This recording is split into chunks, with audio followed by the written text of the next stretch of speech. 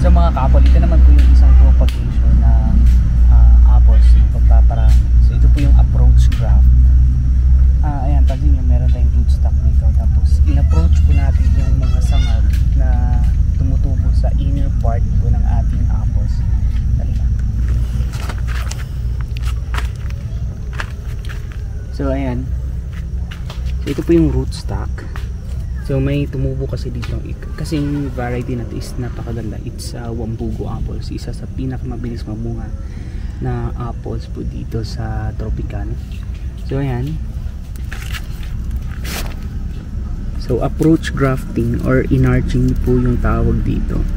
So ito po yung rootstock. Tapos kinabit po natin dito sa Wambugo. Ayan. So ayan, medyo nag-heal na po yung sugat po ng ating approach graft. Ayan. So dito naman, so nag-heal na or ano tawag dito, na-attach na po yung ating rootstock dito sa mismong puno ng ating Wambugo.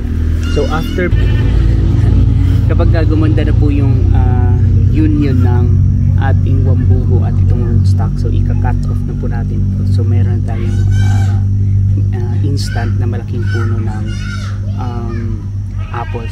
Itong kagandahan kasi nito, approach grafting, kahit yung ating rootstock is medyo maliit, compare po natin dito sa Wambugo na to, na siguro mga nasa pentel pen size.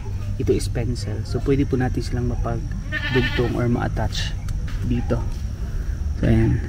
So ito medyo talagang maliit po ito.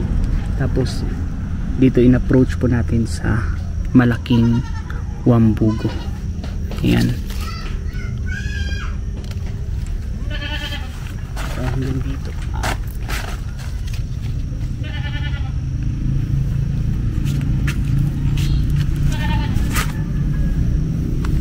Ayan. So ito po yung approach grafting. So ayan, nag-yield na.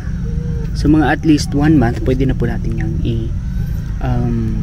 separate or pagdugtungin na po talaga sila, and then pwede natin i-transfer sa ibang areas na kung saan pwede tayong or pwede natin pagtaniman ng mga fruit trees.